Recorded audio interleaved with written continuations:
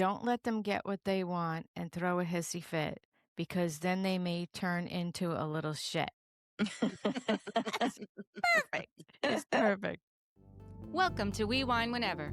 Grab your glass and join three Jersey Shore housewives, Wendy, Kelly, and Lori, as they dive into everything from Bravo drama to life's everyday chaos. It's unfiltered, it's hilarious, and it's the real talk you've been waiting for, from relationship to pop culture. We drink wine whenever, and we hope you do too. Don't forget to subscribe and give us a 5-star review. Cheers! Hi, welcome to We Wine Whenever. I'm Wendy. I'm Kelly. And I'm Lori.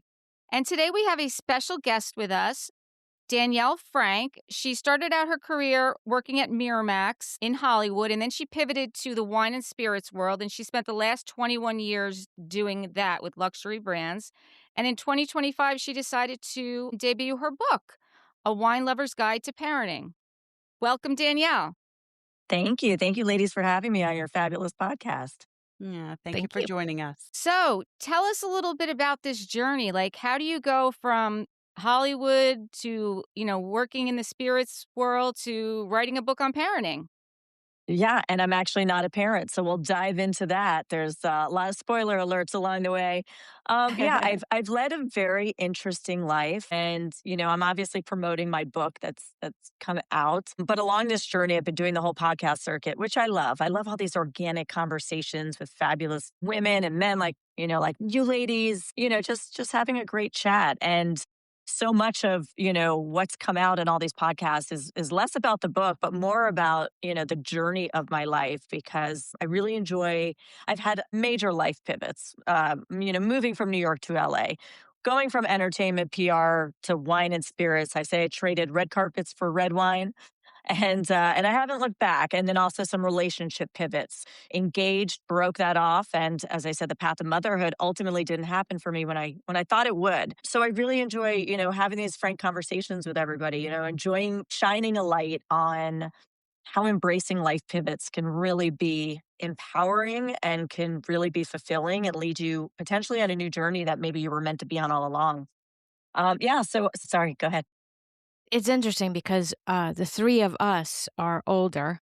So we are kind of in a pivot ourselves where our children will be leaving the nest shortly.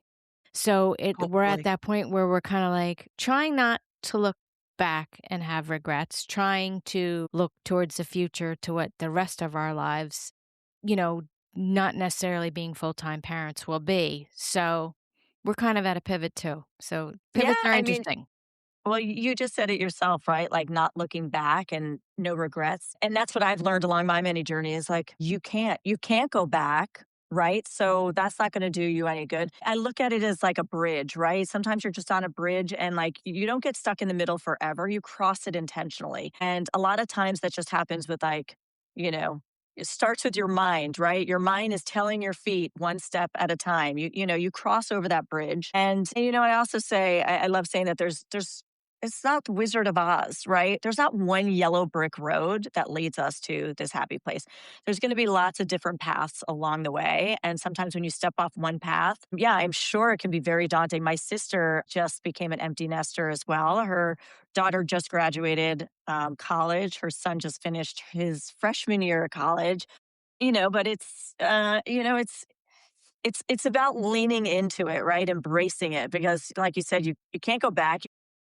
You can't change it. But Right. think about what there is to look forward to. Find the happiness on like, great, now you can do this that you've always wanted to do, or that you've always wanted to do. I mean, that's so much of what I've learned from my pivots. Like when I broke off my engagement and not having kids, that was a path that I always thought was going to happen for me. But slowly I started to see that this new life I built for myself without kids is equally as fulfilling. I'm sure I would have been very fulfilled and happy as a mom, but now I found that fulfillment in other ways. I'm very, I'm involved in my niece and nephew's lives. I'm an aunt to so many of my friends' kids, which is like the best because I like take them out, dope them up on sugar and send them home. And when, they have to try and make bedtime, but they're too Yeah. wired. And then, the other part of it is I travel for work and I love traveling personally. So I've kind of leaned into that. Well, if I had kids and a family, I probably couldn't, travel to Europe 4 times a year like I did this or like I'm doing this year. So I'm really leaning into not the, man, I don't have kids. That didn't happen for me. The sadness of it and like looking at the happiness of, well, I've carved out this life of travel and adventure, and that's the path that I'm on. Yeah, because it's hard because you can really get into that the grass is greener on the other side, and when you put all your problems, on the table, you'll and everybody else does too, you always just take your own back. So I had a question. How did you get into the whole publishing Miramax thing when you were in New York? How did that come about? Because I know you were young. Yeah, I mean, I graduated. So when I was younger, all I wanted to do was work in the entertainment industry. I was a TV junkie and a movie junkie. I loved entertainment.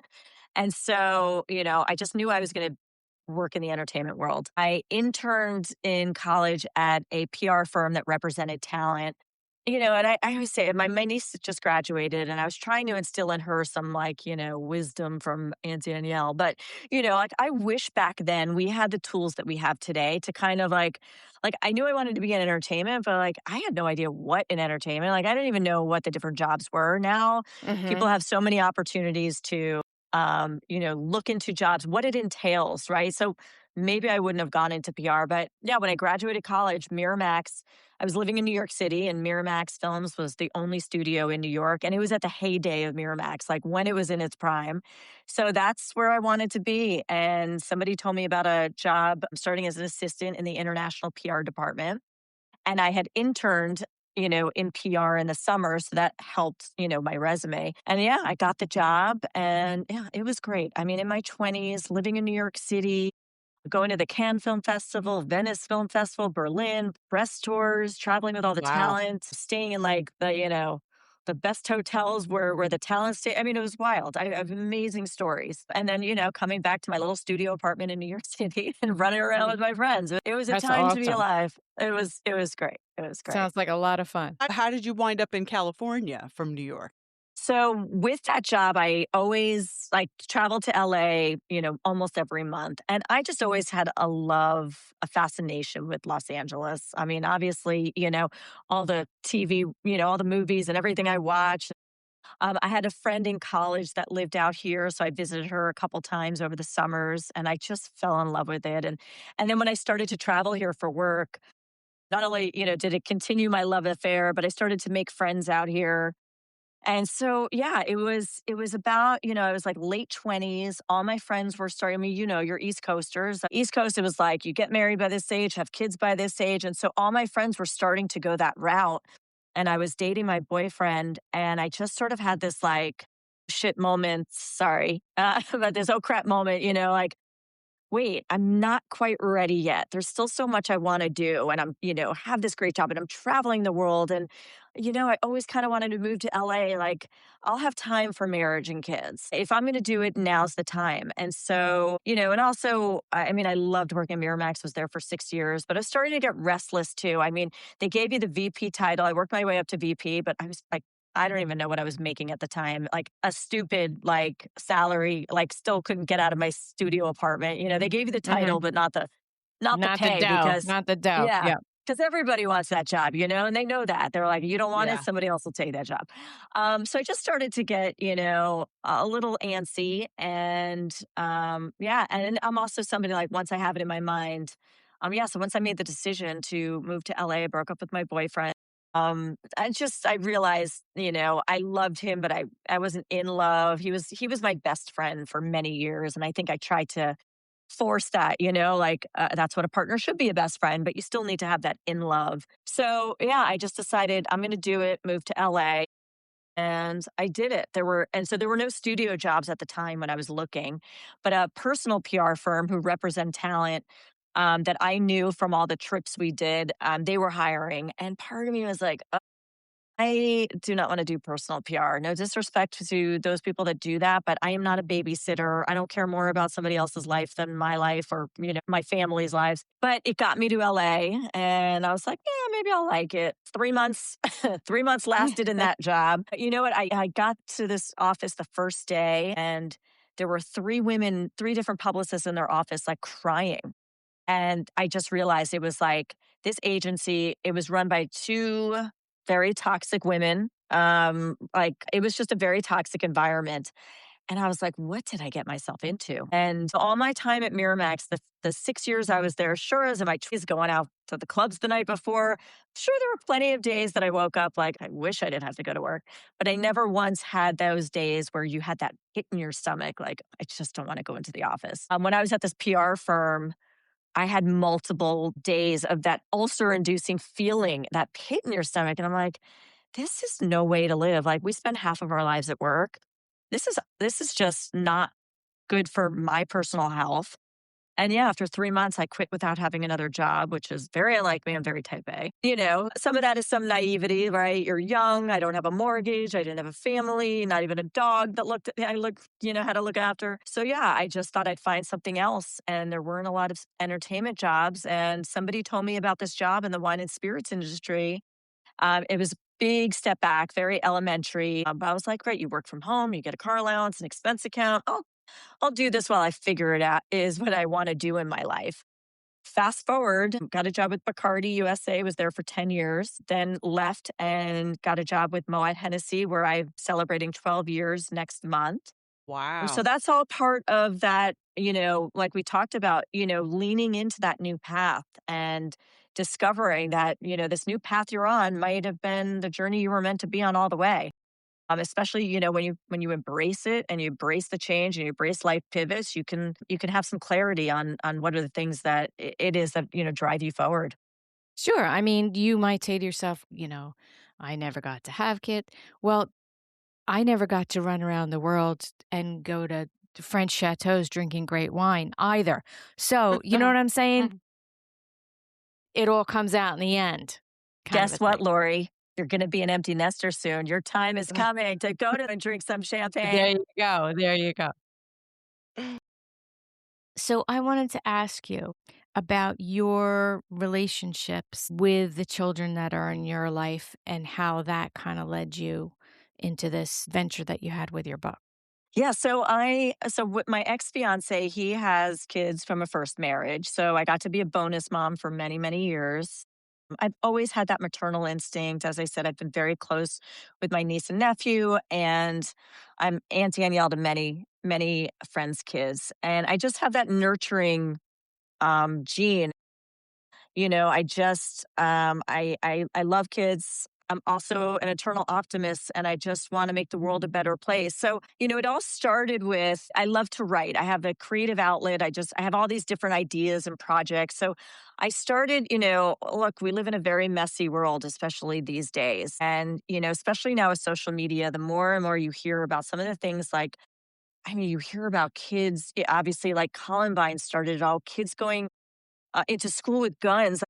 When I was in school, that never even No, no, crossed never your even minds, no, right? no. Was not even like in the realm of possibility.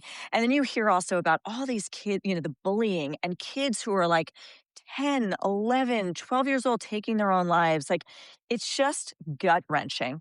And, I truly believe, it starts when they're young. Kids learn hate and prejudice at a young age, from the factors that are around them. So I started working on an actual children's book series called Johnny's Remote Adventures. And each book, Johnny zapped away to another country where he meets a child, a child his age. So in Mexico, maybe he meets Juan, and that's how they say John in Mexico. And these are the clothes he wears. These are the foods he eats. This is so it's each book is intended to teach kids all about different cultures, and we may look and talk and act different, but we're all the same because at the end of every book Johnny's back in bed and he realizes we all sleep under the same star of skies, we're all human.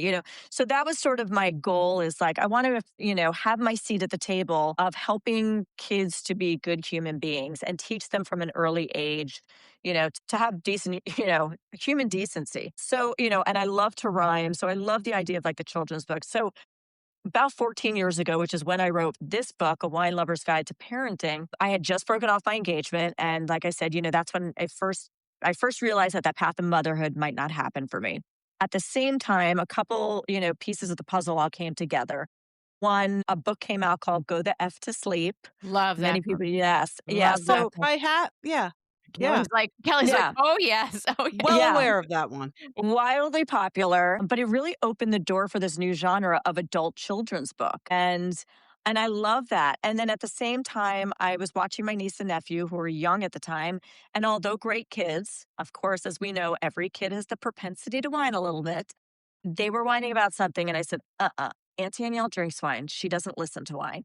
And there just the wheels started to turn of, "Well, you know what? Instead of, my goal of an actual children's book reaching kids, when they're 6, 7, 8, whatever, how about doing an adult children's book because it's this new genre and teaching parents, not teaching, I'm not preaching, I'm not a clinical psychologist. It's all basic human decency.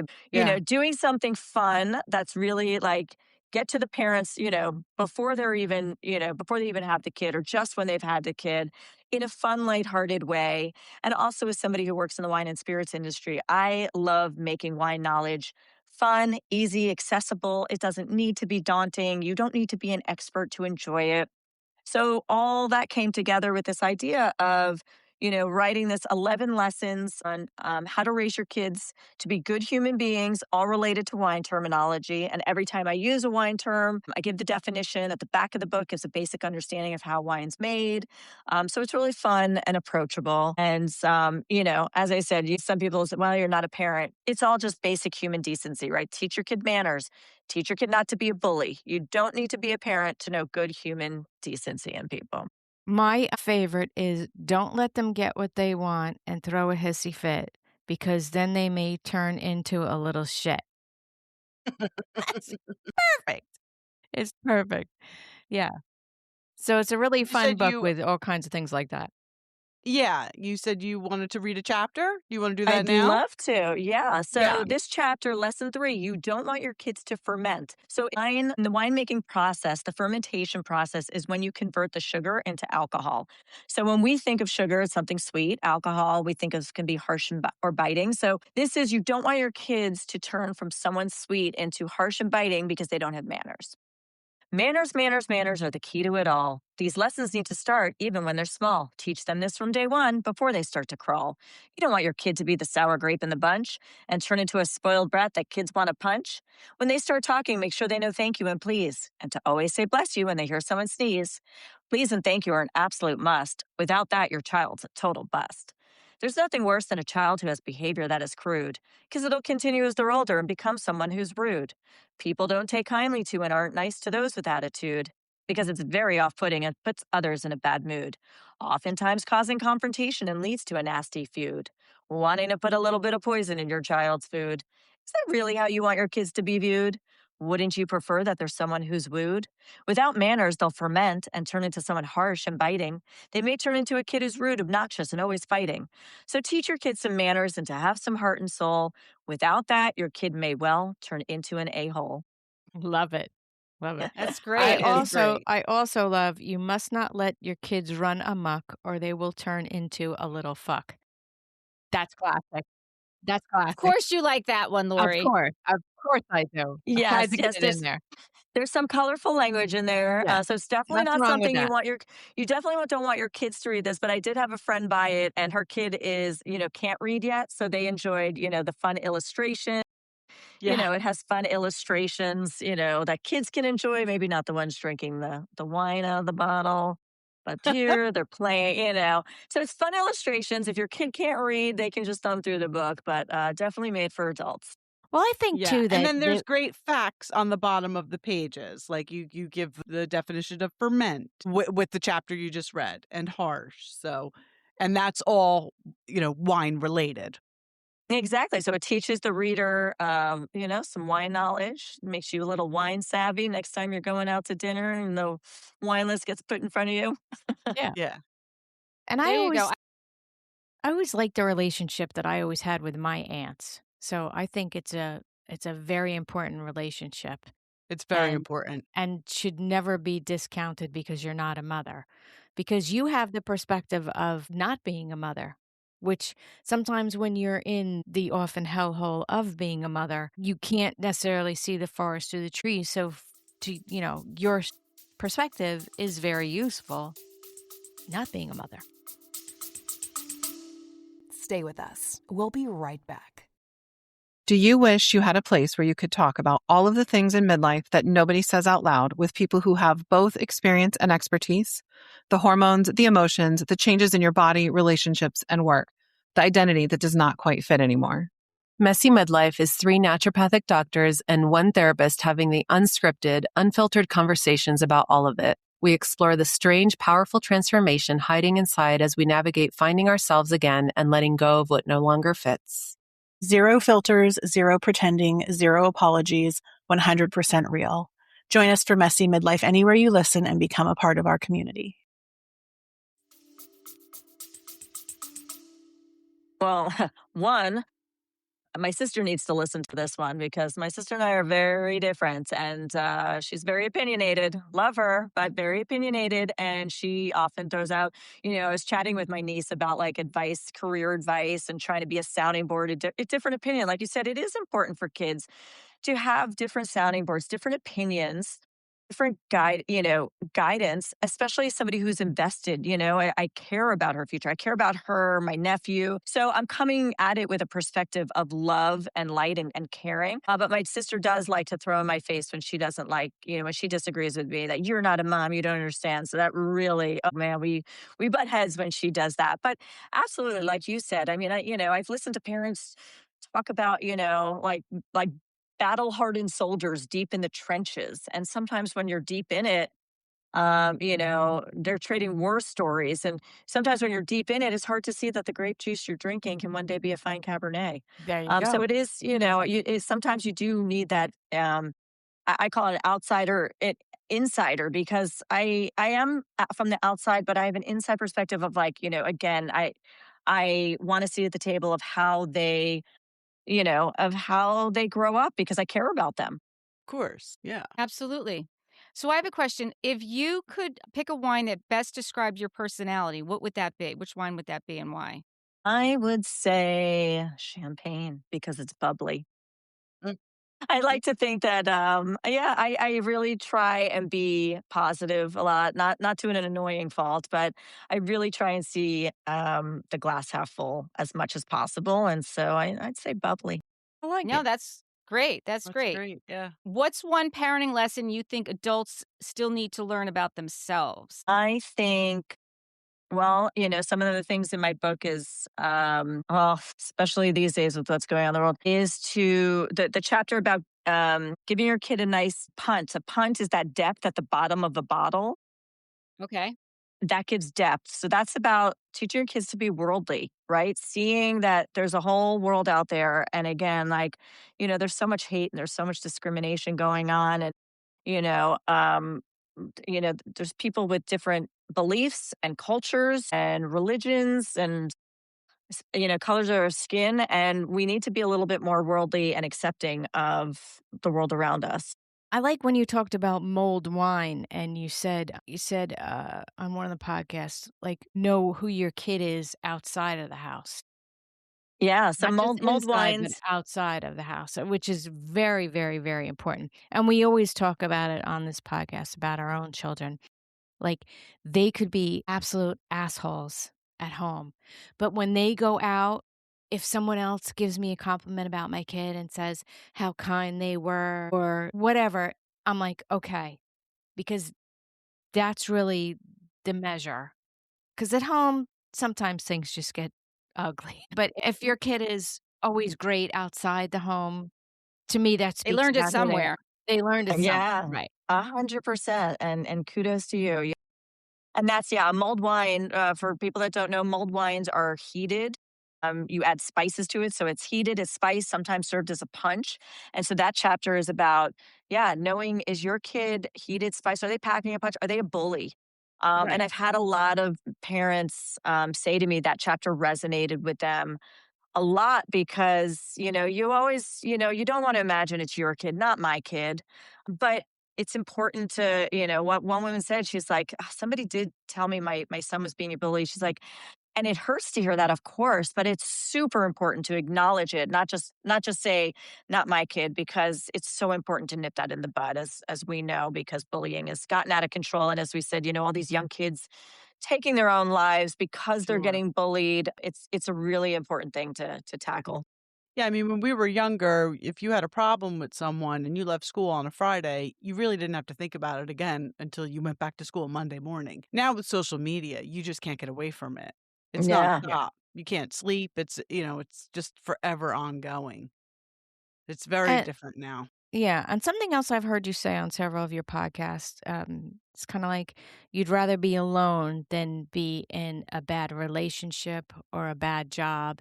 And I think that's something very important for adults and for children is that you have to be comfortable with yourself.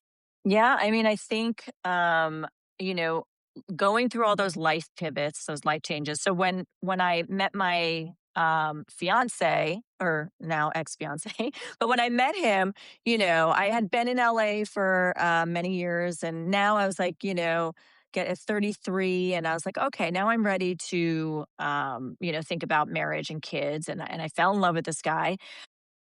And, he sort of went back and forth. As I said, he has 2 kids from a first marriage, and he sort of went back and forth about whether he wanted more kids, and I was very set on having kids. And he said, he proposed, and he's like, "Okay, we can do it. We can have a kid." Now, look, there were a lot of other things in the relationship. It wasn't just that. And there were other problems. And, so once I got engaged, I really just started to I don't know, maybe it was just like my timing and my path of just like I needed to get there, but I needed to get there to get out of it because all of a sudden I just had this clarity of one, this guy doesn't want he actually doesn't want kids, even though he said he would have one, but he's still wavering. I'm like, I want to have it with I want to have a kid with somebody that's dying to have a kid with me. And then I just started to think about, all the other issues. And I really started to now that I was faced with okay, we're going to get married, then I really started to think about all the other issues. And I was like, I thought about how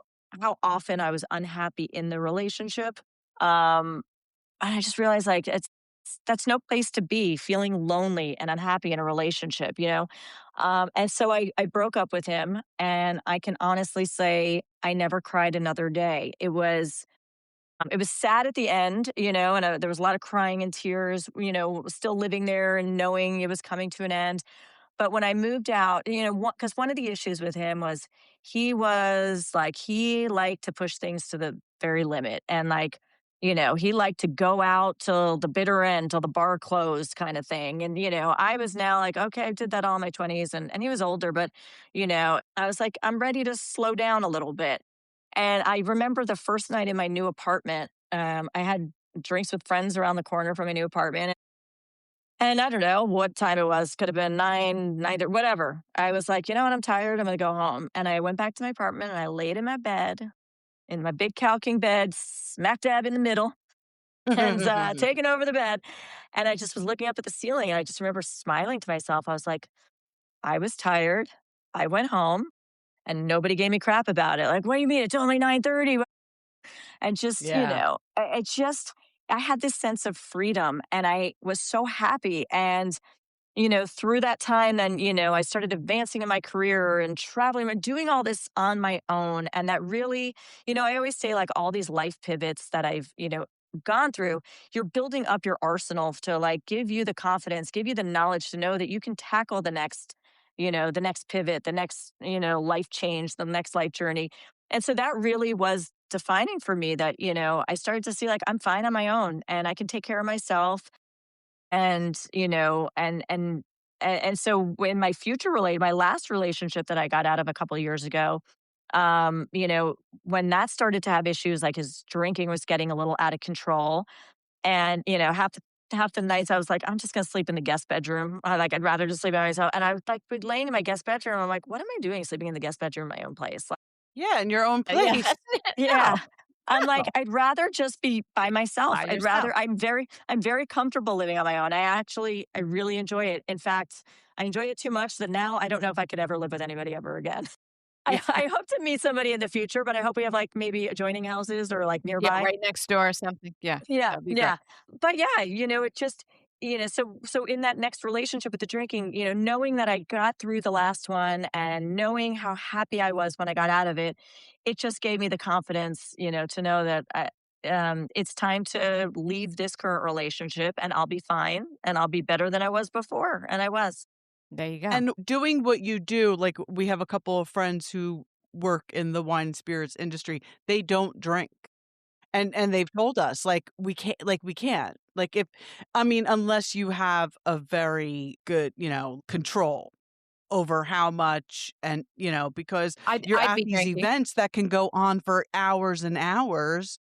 Slip And if, it, sip it slowly. Sip it Yeah, slowly. I mean, like anything, right? The wine is, I mean, when I was at Bacardi, people are like, "Oh, what do you drink Grey Goose all day and Bacardi all day?" Or now Moet Hennessy, you drink Dom Perignon all day. But no, it's a job like everything else. I'm doing presentations. I'm on Zoom calls. There's not a yeah. lot of drinking.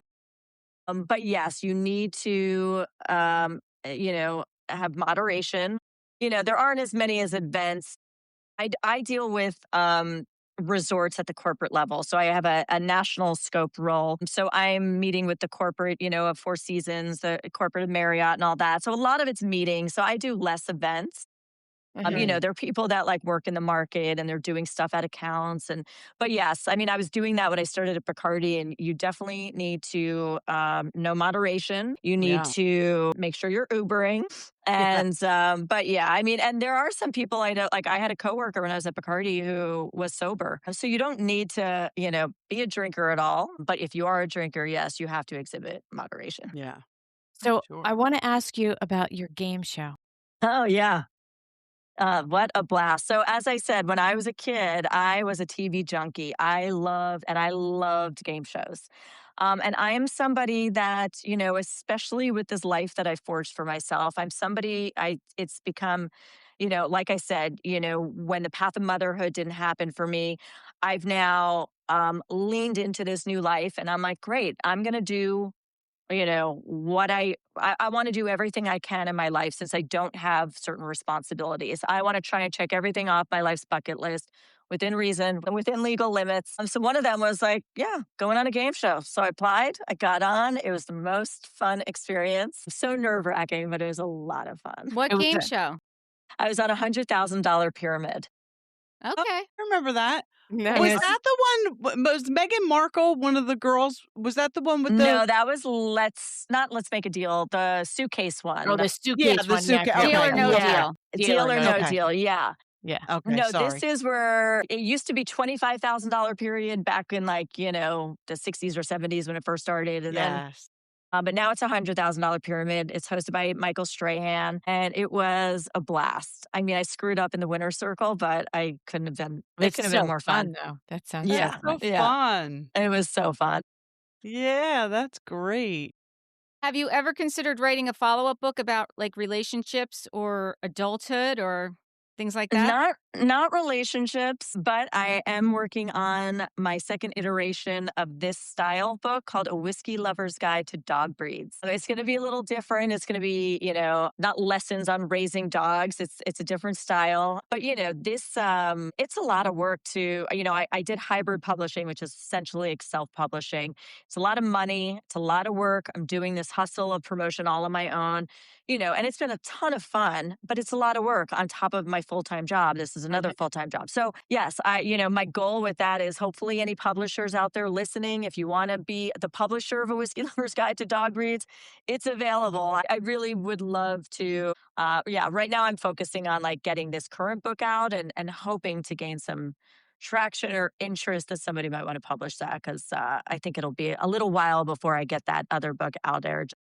Yeah, because of the sheer amount of work it takes.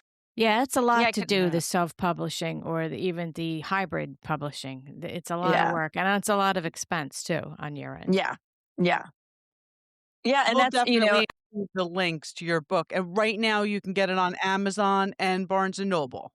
correct. Yeah. Nice. Yeah. Now, do you watch Bravo at all? Do you watch any Bravo TV? Below Deck is Okay, my Below Deck. Below jam. deck. Below Deck is my guilty pleasure. I know you girls are housewives of, Yes. do you watch all the housewives? These two are. All of them. All the I housewives. I Yeah, am I not. can't. Yeah, I I can't. just I somehow got can't. wrangled into it. but Yeah, I they can't. watch it. They like there was 1 or 2 episodes of Below Deck where they had the housewives on, and that Yeah. was enough to like spin me out of control. I was like, I could never watch it. Could never watch it. Yeah. But yeah, I love Below Deck. That is my guilty pleasure. And Top Chef, that's on Bravo, right? Yeah, Top Yeah, Chef. I like yeah, cooking Top shows. Chef. Yeah, Yes. but that's not really like a a No, guilty pleasure kind of show. yeah. No, it's not. Yeah. Housewives is definitely a breed of their own. Yes, Just it say that. is. Yeah. Yeah, you fall down the rabbit hole with them. I know. I can't bring like I said, just watching them on Below Deck, I was like pulling my hair out. Mm-hmm. I know the feeling. So that must have been the Salt Lake City girls. Yes. Yes. Yes, right? It was like Captain last Jason? season. Mhm. Yeah. Yes. Yeah. Oh, he's handsome. Yeah. He's Love quite the Captain catch there, that Jason. one. Yeah. Yes, love me some Captain Jason. Yeah, absolutely. So where in California? So you're near LA where you live? Yeah, it's all LA, but I'm at the beach in Santa Monica. Oh, Santa Monica. I was thinking San Diego. Beautiful. Yeah. Santa Monica. I knew Yeah, it was it's Santa Beautiful something. area. It's pretty nice. I'm just a few blocks from the beach, so it's something special. Yeah, Great. that's a Yeah, beautiful love it. area. But, I can afford it because I don't have kids. And I don't, I'll be renting for the rest of my life, which is fine with me. I actually don't have a desire, I think, to own. But yeah, those are the trade offs. So, like we said, if I had a family, I'm sure I'd be very happy, but I'd probably be living, a little closer inland, or I might have to leave LA altogether because of the cost of Right. living. But Yeah. so it's the trade off, Yeah. Now, do you have dogs now that you're thinking about this other book? I do have a dog, little Burt Macklin. If you ever saw the show Parks and Recreation, no. What kind of dog is it? I only He- watch like reruns once in a while. So Chris Pratt's character has like an alter ego, like Burt Macklin, FBI, his like alter ego FBI agent. So he's Burt Macklin. He's Burt. He only gets the Burt Macklin when he's in trouble. There Which you hopefully go. isn't often. Except he caught a squirrel the other day, so he was getting a lot of. Oh my God, that was Oh my intense. gosh. That was intense. But he's a mutt. He's a lab husky Shiba mix. Nice. Yeah, he's a handsome fella. Very Do you nice. have That's pets? nice. I do. They do not. So they don't know anything about the pet world, but I have 3. So It's the best, they don't talk back. It's great. except Yeah. for when you have 3, like somebody's always throwing up or Yeah. someone's just into something and pulled the toilet paper. It sounds like you Yeah. have cats. I have 2 Yeah. cats and a dog. 2 Yeah, cats and a dog. the toilet paper thing is a big cat thing. That's a big cat thing, yes. But Yeah. my dog has some kind of psychological issue with tissues. So she will go and dig through any garbage that's left out, get the tissue, eat it, leave the pieces all. So it's just life with pets. It's just a whole nother Yep. ball game. Well, congratulations on your book. Thank Yes, you. it's Thank really you so good. much. It's very good. I mean, if it's a like you said, it's a different genre, and I had totally forgotten about that book, Go the F to Sleep, but it's great. The best And book. you have to have that sense of humor. Yeah, And it's if you don't, you should get it because parenting is not for the weak, and this is No. very solid advice. exactly. And you know what? It's a great baby shower gift. You pair it with a onesie, you're done. And a bottle Mother's of Day. wine. Yeah, Mother's Yes. Day just passed, but next Mother's Day, you pair the book with a nice bottle of wine for mom. Father's Day, it's a great gift. Fathers are parents too. But yeah, it's a fun book. And even if you're not a parent, if you just want to learn about wine and have a laugh, it's kind of for everybody. Yeah. Yeah, it really is a great gift. Well, thank you. Thank you so much. Thank you for letting me share it with you all and your audience and letting me come on your podcast. I appreciate it. Sure. It was perfect for us because we love wine and we like what you were saying, like we're all about it. Like, Yeah. let's just do our best to not raise assholes.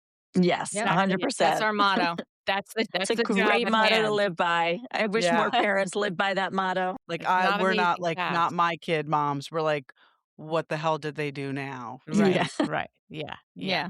Exactly. I'm on my Except- way. Yeah. Except for we drink our wine from Costco. We drink.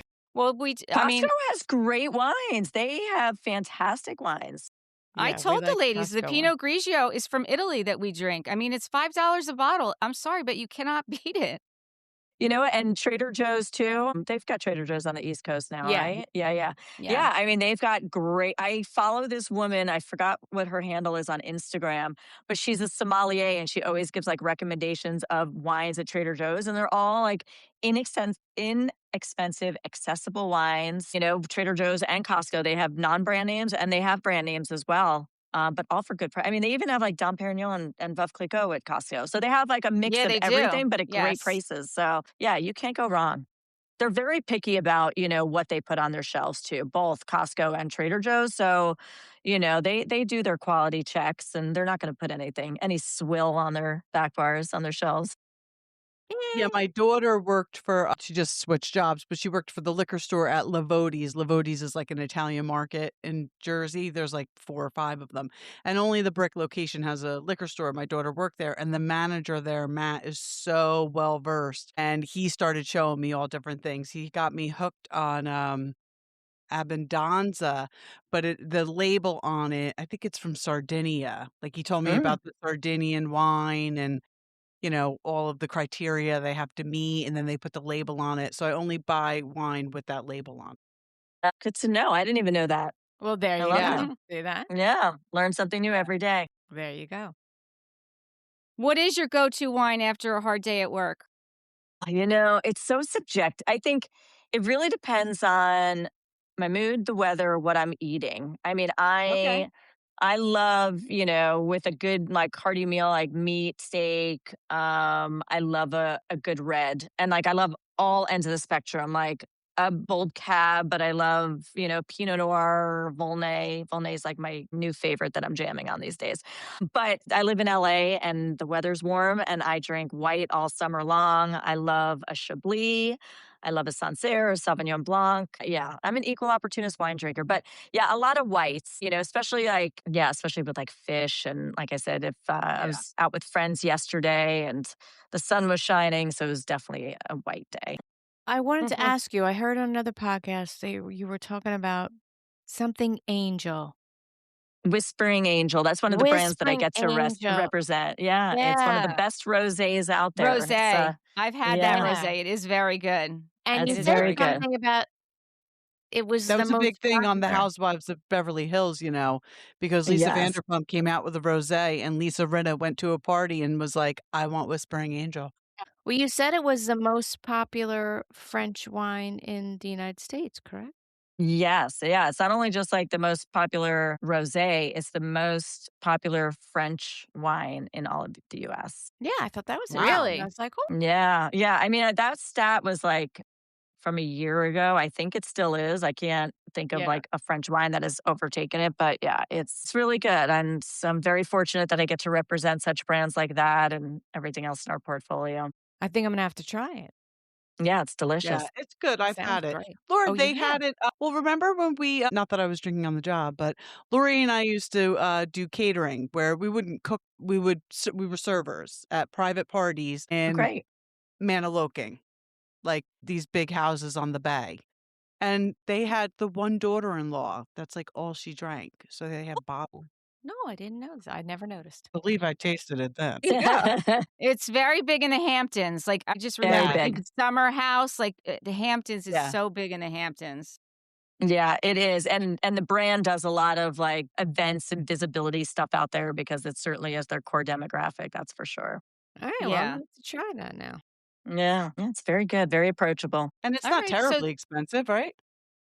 I No, I mean, think it's probably like, I mean, depends, you know, obviously state, so they're on pricing, you know, 18, 20, yeah, $21, yeah, yeah, in it's that not range, it's yeah. nothing For crazy. a good, you know, French, you know, a rosé from Provence, which is, you know, really, the best, I think the best style of rosé there is. Alright, cool. I'm on it. Maybe I'll go get a bottle and we'll go sit on the porch again. It's a That sounds okay, mission. like a yes. It's a mission. that sounds Yeah. That is how this podcast came about. I don't know if you know this. So we're called We Wine Whenever because during COVID, we're actually all neighbors. We live literally next door to each other. We would walk around the neighborhood and Kelly and I would talk about Bravo and Lori would not want to talk about Bravo. But when we were done doing our walk, we get to go to my porch and drink wine. So after our walk, we earn the wine. We might as well have the wine. So we would, have wine all the Absolutely. time. I So love that's that. how the we wine whenever came up. Because whenever we talk about Bravo, we are drinking wine. Is I love that. basically I it. mean, you kind of need some wine to dissect all of the craziness. Absolutely. Yeah. Absolutely. Yes. Thank you so much for coming on, and we'll put your link in our bio so people can find your book. And until next time, thank you for watching and listening. Please subscribe and give us 5-star reviews. Yeah, and thank you Yes. again for having me. What is your website? I can say my website is daniellefrankauthor.com.